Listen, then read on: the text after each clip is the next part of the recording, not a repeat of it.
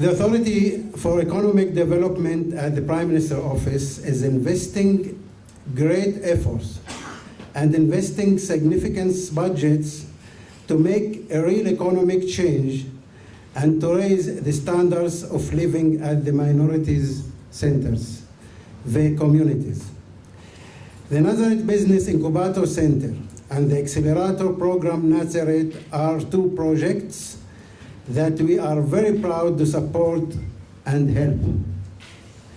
I would like to take this opportunity to thank our steering committees, mentors, coaching, and experts for investing great efforts, a lot of time, and sharing the experience, know-how, and networks with our entrepreneurs. And from the other side, to congratulate our entrepreneurs for successful completion of the Nazareth Accelerator. We accept you to serve as example for others and to show them the possibilities and the opportunities waiting around the corner. Our program for tonight has three main parts. After the greetings, we will have a unique panel discussing building the high-tech ecosystem in the Nazareth. After that, you will listen to 7 great entrepreneurs pitching their ideas in 15 seconds only. And at the end of our invited to Vice and the both of each of them and test more details about their initiatives. So let's begin. I would like to invite Mr. Fadi Suidan, the Nazareth Business Incubator Center Director, to give his speech. Thank you.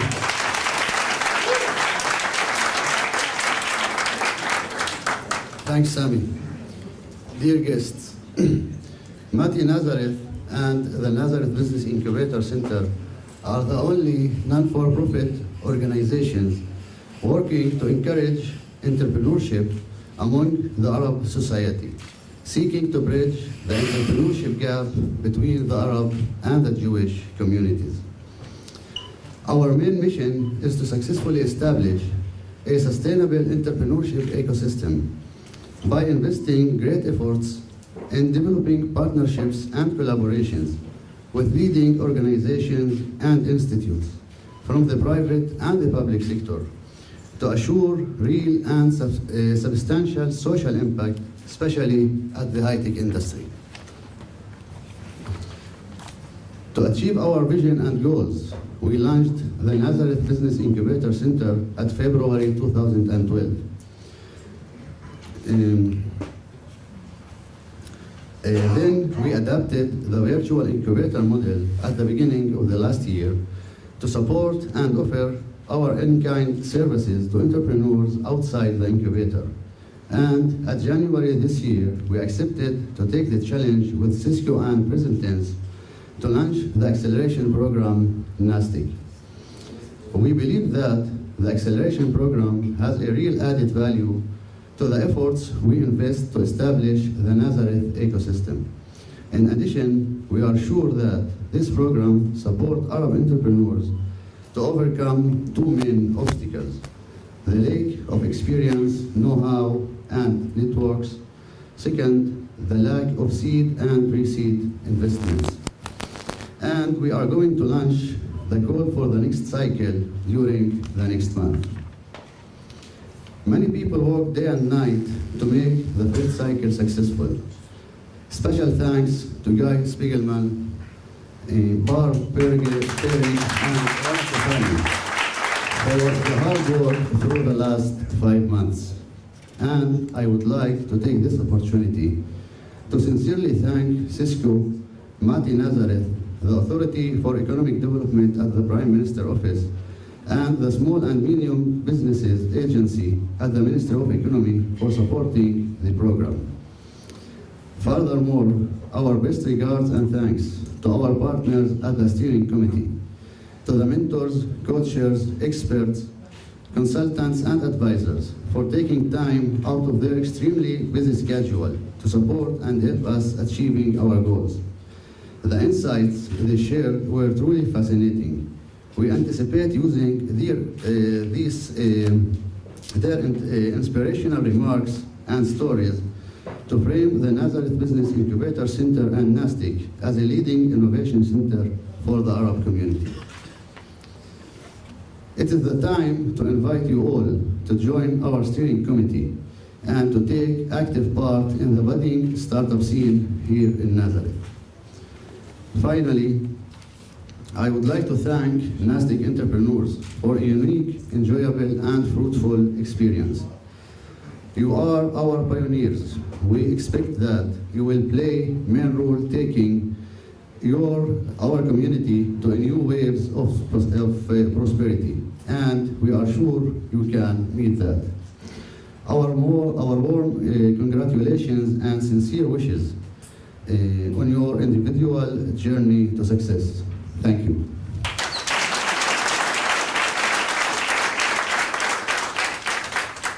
Thanks, Fadi. When launching the nazTech program, we asked VCs, angels, and others, including representatives from the local community, to be our partners. It's the time to thank them again and ask Ms. Reem Yunus to say a few words on behalf of the steering committee's members. Reem. Hi, I guess I'm gonna repeat what everybody says, but I guess this is the protocol here. So good afternoon, everybody. On behalf of the steering committee, we're so pleased to welcome you in Nazareth to the Nazareth Tech Accelerator launch night. My name is Reem Yunus, co-founder of Alpha Omega, a Nazarene company which started 21 years ago, out of a dream and mission of building a high-tech in Nazareth and employing our super talented Arab engineers. We develop medical equipment for neurosurgery, and our products are in more than 500 hospitals and research labs worldwide. I'm talking about Alpha Omega, actually in order to show that from this special city, our engineers are able to serve humanity all around the world. Nazareth has a special place in all Nazarenes' hearts. Great touristic places, fantastic food, and lately starting to be a very promising high-tech hub, thanks to such initiatives as the nazTech Accelerator. We thank all our visitors for joining our Entrepreneurs Day, special day. We're very happy to have you with us tonight, and we invite you to collaborate with our entrepreneurs and other Nazareth startup businesses. Special thanks for our steering committee and volunteers who contributed their time and connections to this initiative. Guy and Bar from Present Tense, together with Fadi and amazing Rana from Nazareth Incubator. Those four musketeers did all the work, so thank you so much for making all of this happen.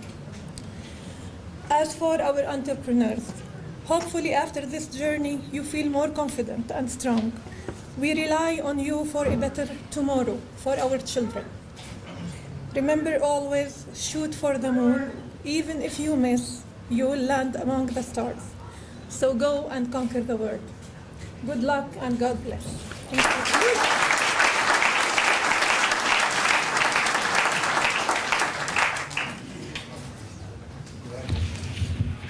Thanks, Reem. Cisco Israel was the catalyzer of the organization, subsidizing and launching the first cycle of the nazTech. We are proud that Cisco find the Nazareth Business Incubator Center partner that can be trusted to launch this project. I would like to invite Mr. Guy Hitzroni, Senior Manager, Corporate Affairs, Cisco. Welcome.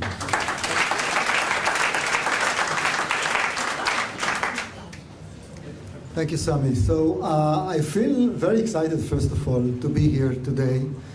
It's a milestone after a long journey, which started, I think, a little more than a year ago, when I introduced Fadi to Guy Spiegelman.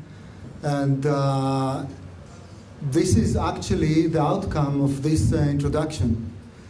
Like when we started to, Cisco, when we started to look at the Arab-Israeli scene, and we were looking for ways to integrate the Arabs into the Israeli high-tech, one of the things that we wanted to do, it was back in 2011, one of the things we wanted to do is to invest in venture capital or kind of an accelerator that will support Arab entrepreneurs in the high-tech area or technological area.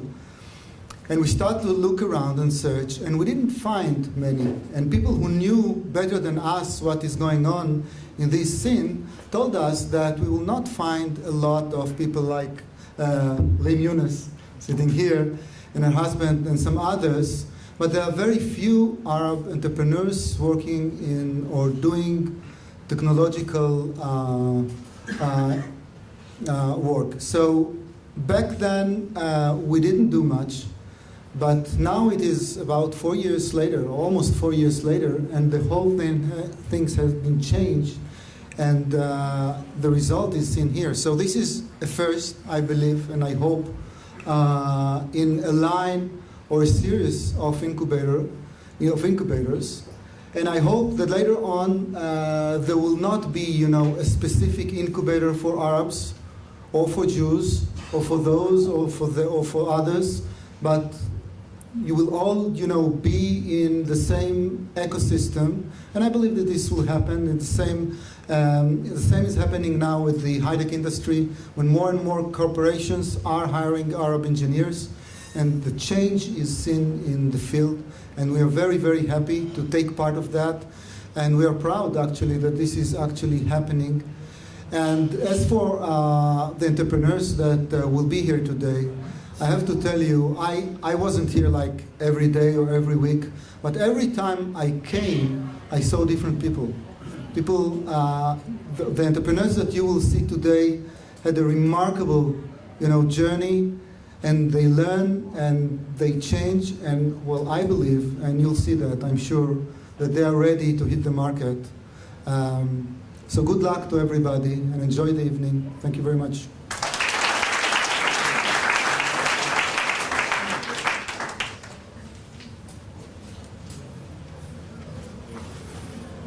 Thank you, Guy. Present tense Israel believe that the power of innovation should be united across Israel so that 100% of the population can enjoy the reward. They were ready to take the challenge for running the first technological accelerator for Arab entrepreneurs. I would like to invite Ms. Dana Ochsteinman, the chairperson of Present Tense Israel, to say a few words. Thank you, Dana.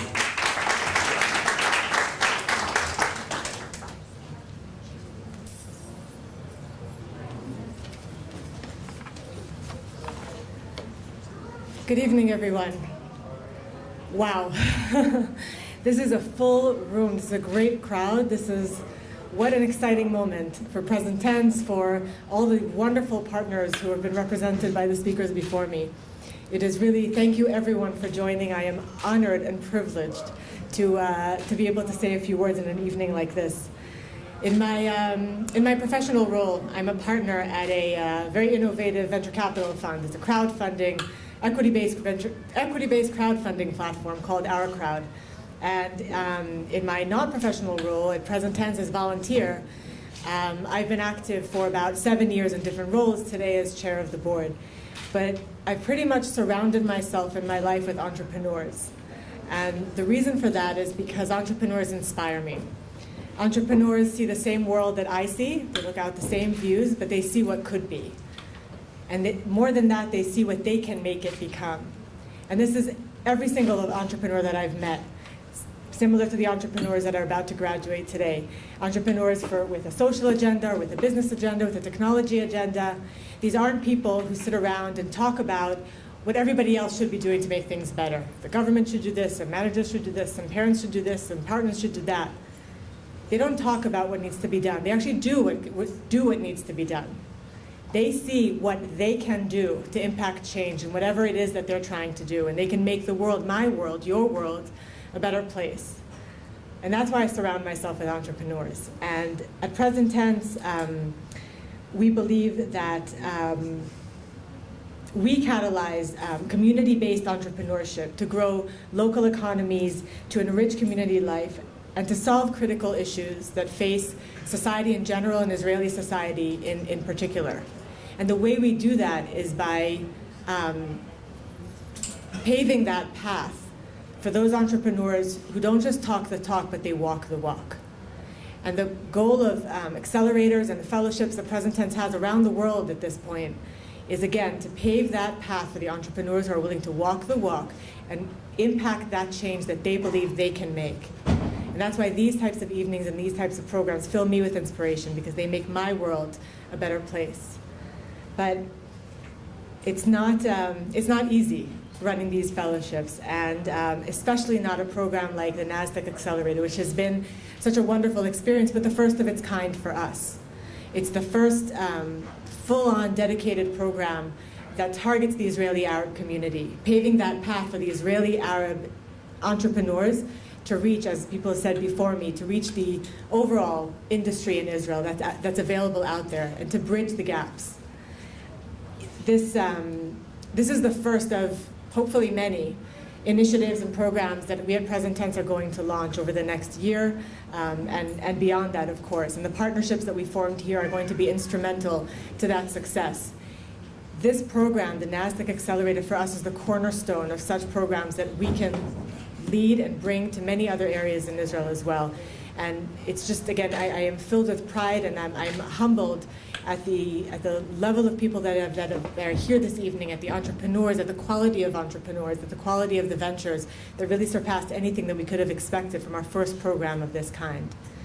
Like I said, it's not easy paving this path and takes a lot of work, so I must add my own thank yous. First of all, to Guy Chatzroni from Cisco, who spoke here before me, for not just funding the program, but for personally helping the entrepreneurs and the professional team. Our partnership with you has gone way beyond anything we could have hoped for, and I hope that we get to do many, many things together for years to come. Fadi Swidan and Rama Shofani from the Nazareth Business Incubator Center for their co-management and the coordination of the program. These partnerships are not easy to form, and they're not easy to see to fruition, to a successful conclusion of this program, when we've succeeded in doing that. Last but not least, the Present Tense professional team. Bar Perig, our star lead trainer, wow, wherever she is. And Guy Spiegelman, CEO of Present Tense and real partner in this. Programs that focus on the Israeli Arab sector, and a few others I must admit, are part of Guy's vision for Present Tense since before he joined Present Tense as CEO, when he was still a member of the board. It's part of a vision that he presented to me and a few other members of the board about 1.5 years ago. And all of us are here today thanks to not only his vision, but as I mentioned before, his ability to impact the change and really build this and make this happen. We are all here thanks to your vision and your hard work. Thank you, Guy.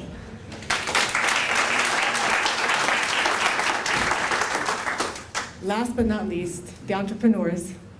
I want to congratulate you for completing this program and wish you the best of luck.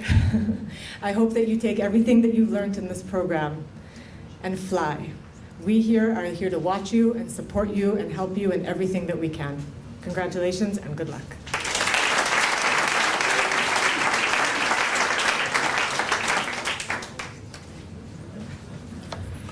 Thank you, Dana. That's all. We just finished the greeting. Now we will move to the panel. I would like to invite Mr. Guy Spiegelman, the CEO of Present Tense Israel, to moderate the discussing. Thank you. Welcome. Thank you, Semi. Panelists, please come up. So the exhibit afterwards of all 7 ventures. But before we do that, and before you hear the exciting pitches, we thought we'd take the opportunity of everyone that's here and and to discuss a bit more than that, and to discuss how can we go about building an ecosystem in Nazareth and for the Arab community in general. Now, it's not as if we're just starting from day one. There has been a lot of work till now. We heard Raheem before so eloquently and so proudly talking about Alpha Omega's achievements and others, but you know, we have Galil Software and Amdocs up here. We have organizations like Tofen and nazTech that have been doing a lot of work. Al-Bawada, funds like Al-Bawada and incubators like NGT and NBIC. So we have a great starting point, and it's a very big honor to have panelists here today who are representing the largest multinational companies worldwide with operations in Israel, and to get their take on how we can build this ecosystem, because from day one of the Israeli high-tech ecosystem, the multinationals have played a very important role. And now let's try and pick their brains and see how we can do that for specifically the Arab community and in Nazareth. But first, let me introduce everyone. Sitting next to me is Rick Kaplan. Please welcome Rick. Rick Kaplan has been IBM Israel Country General Manager since May 2012, and prior to joining IBM Israel, Rick was the Chief Trust and Compliance Officer of IBM globally, and giving him a very unique perspective on international trends and requirements for the technology sector. We have David Lander here from HP. Say hi to David. He's Vice President of HP and Managing Director at HP Israel, and was appointed to this role just recently in March 2014, so good luck.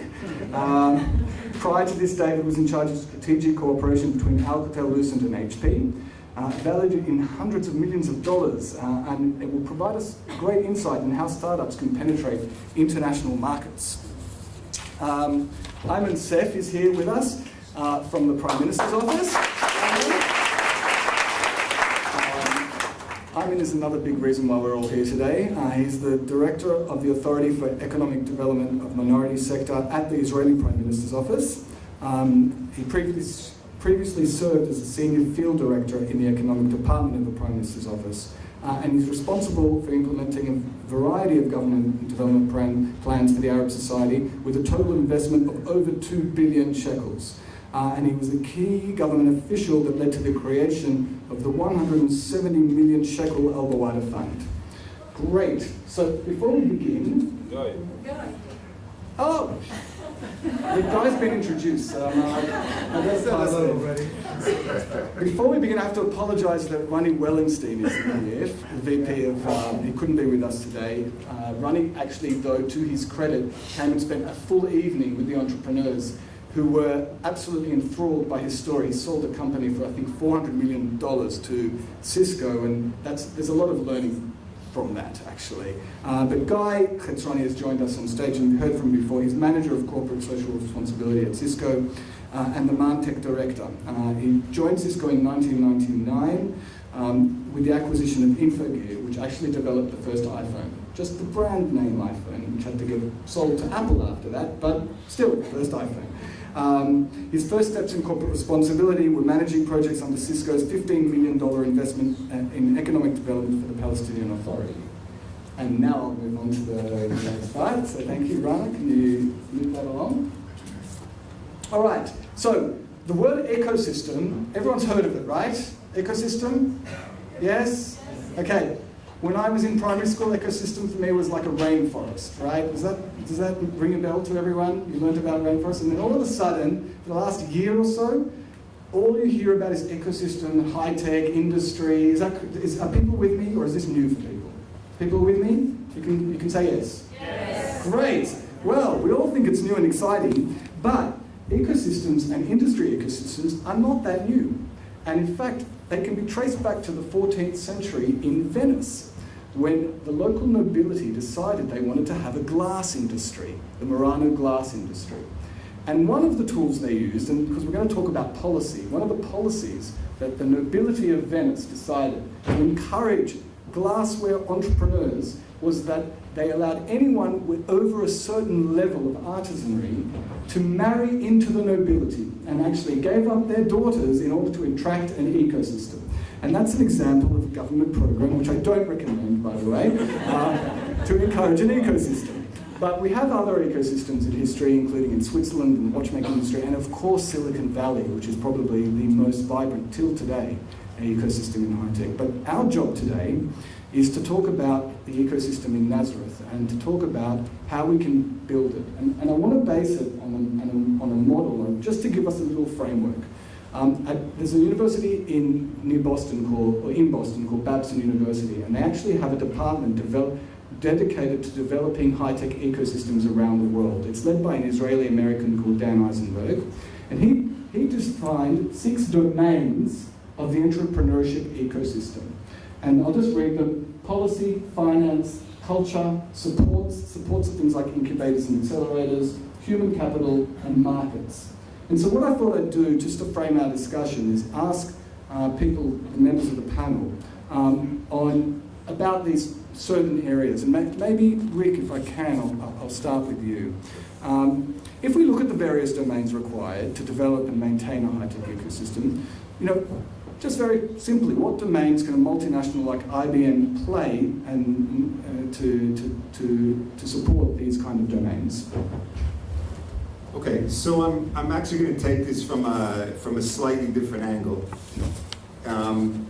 and give examples of some companies we've acquired recently, and so then you get a sense of the settings they come from and what they built upon. So in the last year, you can juxtapose 2 companies. One is CSL. CSL is a company of about 9 people that developed expertise around our mainframe computers, a very targeted solution for Linux on mainframe. 9 people, but because of what they did, they created tremendous advancement in the field for us in a very narrow area of use of our mainframe computing. So 9 people get together and come up with an idea, work on it, bring tremendous expertise, and that's another point I want to make.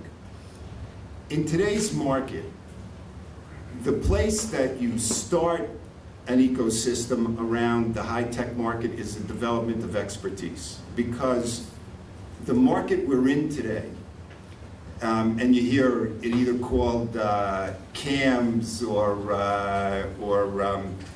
the reverse acronym of that, but it's basically around, you hear a lot about cloud and analytics and mobile and social and security and the like. The thing that companies like IBM in the world are really searching for is great expertise. We need expertise, and a lot of the companies we acquire, if you can see a common theme along them, they develop great products that we're interested in, but they bring with those products massive expertise that's hard to develop within a large company organically. So my first example was CSL. Another example is a company called Trusteer. They are experts in the security field. In 7 years, they went from a startup to a $100 million company in 7 years, because they brought unique expertise around protecting mobile devices and notebook computers and the like from interventions by fraudsters. That, as simple a concept as that, not as simple a concept to execute. And they had just massive expertise in the area, guys that came from Checkpoint and other companies, experiences that they had in university and the like, and in the military. They brought all that capability together, and in 7 years, were able to develop a breakthrough technology that Symantec and other great security companies in the world were not able to execute. So, and I could go on and on. There's a mobile company we acquired in Israel called Worklight, about 50 people that came up with the perfect mobile development platform. So if you want to develop applications on a mobile platform, Worklight provides you with the perfect capability to do that. And again, massive expertise around mobility and developing applications for mobility. So that's sort of my theme. The core of a high-tech ecosystem starts around building great expertise. Okay, great. David, one of the biggest challenges that startups have is to access international markets. In your role, responsible for the HP Alcatel Alliance, but perhaps did you introduce any startup technologies as part of that role and can share that experience? Sure. So I guess I just want to build on what Rick was saying, because I guess it's going to be no different. It's all about expertise and filling that niche. So large companies like HP and Alcatel-Lucent, you know, they have the markets that they deal in. And when I was running the HP Alcatel-Lucent business together, one thing we recognized is changes in the market that were happening, the convergence of IT and networking coming together. And if you looked at HP's expertise around IT and Alcatel-Lucent around the networking space, certainly working with the service providers. And when you try and put those core assets together or look for the 1 and 1 equals 3, then this is what we decided to do, to start up a joint venture, looking to see how we can fill that gap in the market and really take companies to the next level in this convergence. So when we did that, we looked at the core assets we have at Alcatel-Lucent, and we identified there were certain gaps that we couldn't fill together. So building on Rick's point, we went out into the marketplace, and again, we looked for that expertise. Didn't matter what country, what passport, what the background was, it was, did you have that right expertise that could fill the gap for us to work in? And I think I can speak for probably most of the large multinationals here. Companies like HP were very open and interested to understand the entrepreneurs and how you can help be part of our ecosystem with our partners to fulfill the requirements of the customers moving forward. So we've got certain programs in place. We have something called an ITD, which is International Technology Distribution, that we set up, which was to look at entrepreneurs, specifically in Israel, and how we can help them fill that knowledge gap that we have, the expertise gap, and really take that to the international market that we have. So that's the example we have with Alcatel-Lucent. Great, thanks. Ayman, I'd like to ask you about the government's efforts, of course, but perhaps first, one of the aspects of entrepreneurship is a culture of entrepreneurship. And maybe you can discuss the changing nature of the culture of entrepreneurship in the Arab community as you see it over the years. First of all, we are here in a country of startup nation, so we are part of the nation, but we are not part of the startups among the Arab society. So it is the time to change that. We have to be part of the startup industry in Israel and not to stay and to stuck in the traditional industries.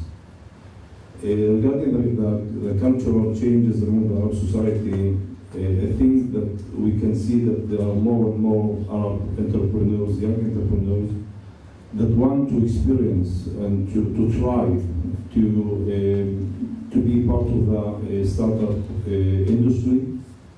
But we have several obstacles, that hinder these people to be part of that. One, they talk here about the expertise, so the lack of experience among the young entrepreneurs is one of the major obstacles.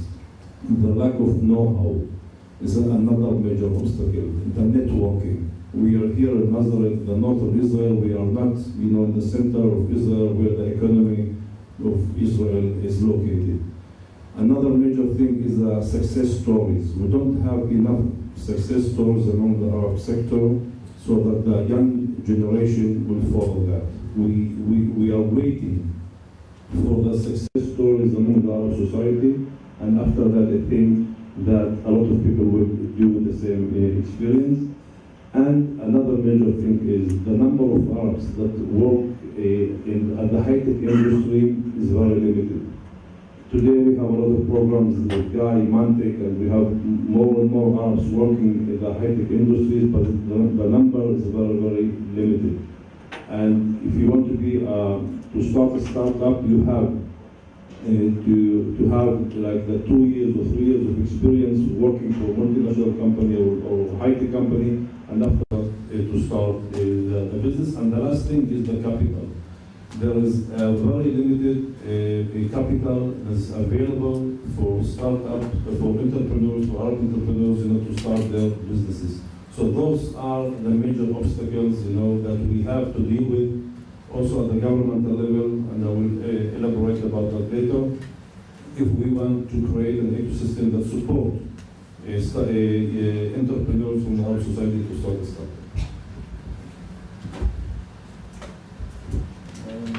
And Guy, I think the most appropriate would be to ask you about the human capital, because Cisco has been heavily invested in developing human capital, and perhaps you can tell us how the progress from working with nazTech and job placement led you to then think about an accelerator program.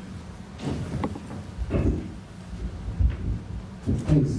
First of all, I'd like to mention that both HP and IBM are part of nazTech. Don't forget that. So we are all doing nazTech. It's not me or Cisco only.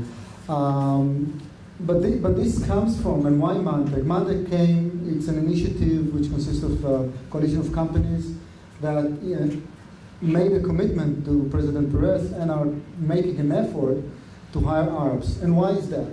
This is because mainly we need people, we need the talent, and our community has the talent, but they are not yet in the industry. So we are trying to bridge the gaps that exists between the Arab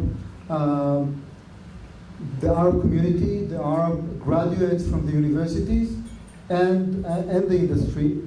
And the problem, and Ayman mentioned that there are not enough people that are in the industry already, so there are not role models that people can follow.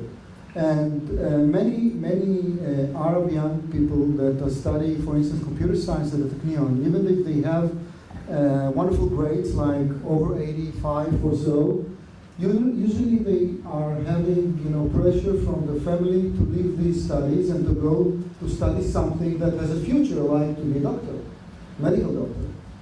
And this is very common in the Arab society. We want to change that because we need the Arab people.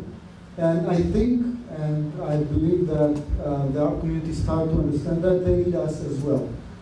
And we are, as international companies, we bring the culture of doing business, high-tech business. We bring the language, so we can pass that information. We can help the integration, and so this is the major part of that. We also have the presence and we have the need.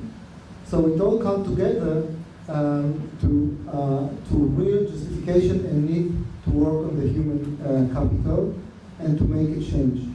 And the high-tech, as you can see, it's not only the talent and the labor, it's also the entrepreneurship. And this comes later. Once you know, once you understand this industry, this is the next step, usually. So this is definitely something that we believe that everybody needs, and we bring this to the table because we can, because we need, and because it is good for the whole community, which is a very important part of the whole ecosystem, not only of the high-tech, but of the whole ecosystem of the economy in Israel. And there are a lot of talks today about the problem of not having the Arab and also the ultra-Orthodox integrated in the high-tech and in the main industries of Israel. This is a huge economical issue for Israel. The Arabs are 23% of the population. 20%. 20%. And with the ultra-Orthodox, it's another 10, so it's about 30%. It's a lot. And this has to be changed. This is a national need, and this is also the industry. Thank you very much. Now I'd like to move on to a more practical sort of question. It's around how we're building the Nazareth ecosystem. So I'd like you to sort of each, to take it in turns, and I don't need to ask each one a question, but like, what can you do now to help these young entrepreneurs that we're going to see in about 5-10 minutes, and them as the pioneers and others to really ensure that we're going to build a, what can each of your organizations perhaps do now? Let me give a parallel activity that's going on in IBM right now. We actually have Joe Pearl, who's the leader of the effort here in the audience with us too. IBM's building an accelerator. It'll open in about a month or so. It's just about ready to go. And the accelerator we're in, there's many accelerators in the country, as you know, but it's sort of the next step in the progress of entrepreneurship, from the startup incubator stage that you're in here today, to having global companies like IBM, HP, Cisco form relationships with you. We have an organization, actually I'll take it back about 10, 12 years ago. We started an organization called the Global Technology Unit, and it still exists. Dror leads that.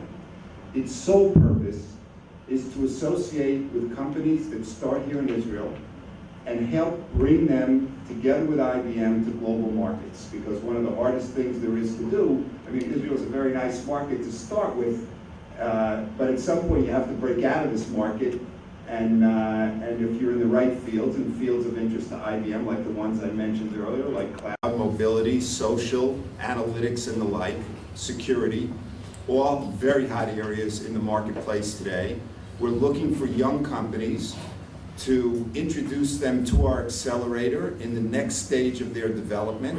We'll introduce them to IBM technology when they join our accelerator and can start to develop using our technologies, cloud-based solutions as well. We have a company, Software, that's a great platform for young developing companies to develop on. We provide mentors for each of the companies that join our accelerator.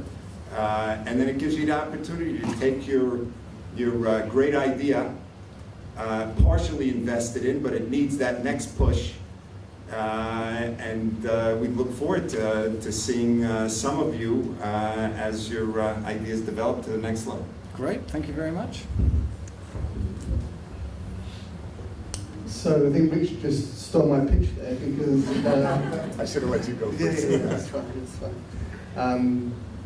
I think pretty much everything that Rick was saying, HP does. But let me just add that I don't think we're doing. I've been here 2-3 months, right? And again, I'm learning and really trying to understand the areas that HP need to do more in. Israel is a strategic country for HP. We've got the labs in the Technion. We've got 3 labs around the world, and we're very fortunate to have one in Haifa. We have the largest software development center for HP is in Yehud. We have investments in Indigo, with one of the top 10 exporters. So when you look at the presence that we have and the knowledge that we have, I certainly don't think that we're leveraging it enough, and I think we need to give more back to the Israeli society in general. I think we've got incubators, we've got startups, we've got the ITD, which looks at Israeli companies and how can we help them take international. We have the mentoring program. I just think events like tonight and the networking, and the more we get to know about the capabilities of some of these entrepreneurs and really think about what is the next level. One of the things I'm struggling with, we just don't do another incubator or accelerator. How do we innovate around the business model around that to take it to the next level? And this is something that I'm thinking of, and this is something that I want to develop that theme. So again, not just to repeat what we were saying, but I'm getting the feeling my first few months that we need to do more together. I think as all the corporations to get behind schemes like this to really take it to the next level. So that's great. Thanks. I think that we need the government to set up a clear policy that support and create a supportive environment, to help startups and entrepreneurs to build their startups. We don't have a clear policy today at the government. We have a lot of projects that we are supporting today.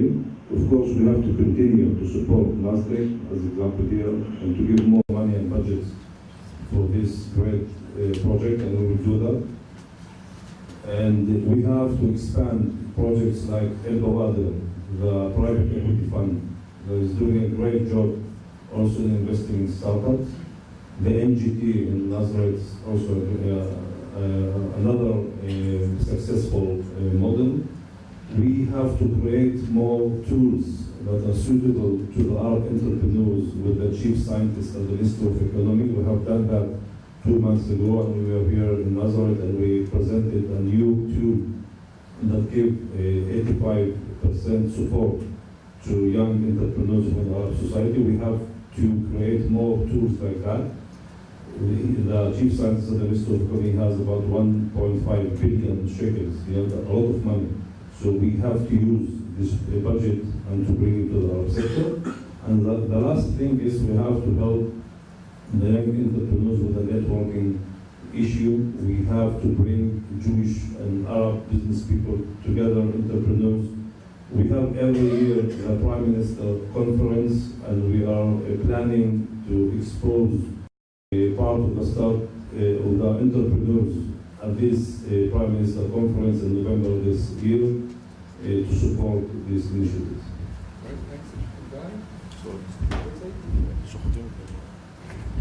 So I think I touched some of the things before, and I think the nazTech is a great example of what we can do. But look, we have 2,100 people in Israel. We have engineers, we have knowledge, we have network, we have managers, we have business people, and we do, and we plan to continue and provide support and mentorship and help in whatever we can in order to bring this all together. We are using our people, which are, by the way, are enthusiastic about doing such things. I don't know if you ever experienced being a mentor and support people in what you have done before and to follow you. This is something that is very fulfilling. And people like to do that, and we find many people in Cisco that are willing and that are participating and supporting, and we will continue doing that. Of course, Cisco is well-known investor in startups, and also in some funds that invest in startups in Israel. We are continuing to do that. And of course, we would like and we would love to see more Arab startups among the options that we will have in the future to invest in. I think that we're just going to wrap that up here and move on to the next and the most exciting part of the event. So I want to thank our panelists. Thank you very much. And the entrepreneurs can go and apply for the Accelerator IBM and go to IBM and to HP for their, both CEOs have told me that you can go to their teams and help penetrate markets, and we'll organise that meeting as well after this.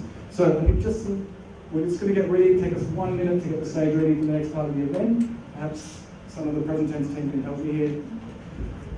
I'd like to present you the entrepreneurs and ventures of nazTech. Here we go.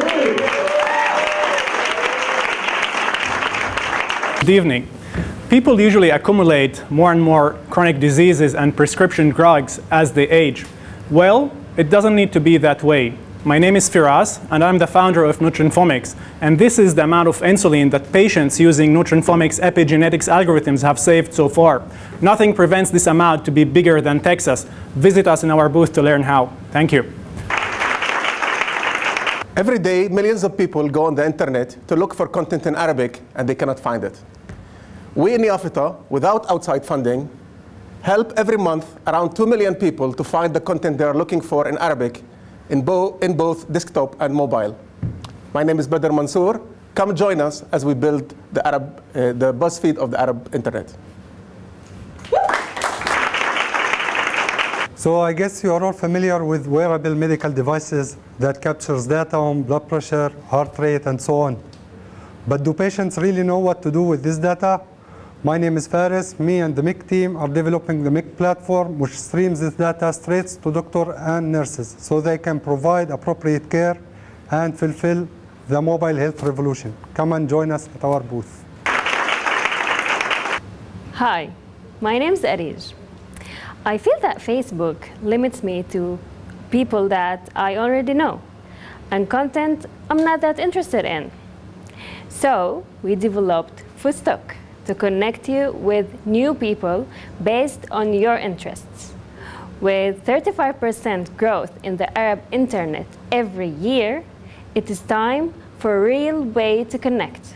We've got the Fustock. The beer is on you. Hi, congestion is a huge problem and it's affecting our lives every day.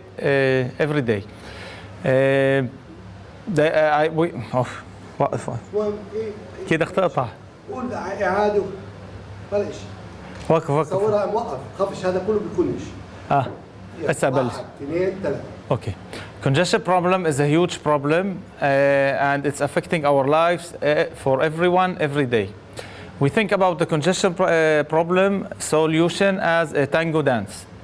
On one hand, we have great consumer technologies like Waze and Move It, but for tango, you need two for a tango. So the government and local authorities they need help in taking decisions, wise decisions in planning, in management, and in infrastructure investments. I'm Salim, I'm CEO of Mobility Insight. Together with my team, we have developed a smart city sensor that can help solve the problems of local authorities and their management and planning. Thank you. Chip companies are spending millions of dollars to protect their chips from soft errors. These are particles coming from space disrupting the operation of these chips. My name is Jamil Mazawi, and I have developed a patented solution that dramatically reduces these costs. Our software is working and ready, and we're starting evaluation with big customer next month. Come see us in the booth for a demo. Thank you. We at PM Riders are producing these beautiful interactive mobile apps for Arab kids to inspire them to become creative and successful entrepreneurs. Hi, my name is Jafar. I'm the founder and CEO of PM Riders. Come and play with us at the booth.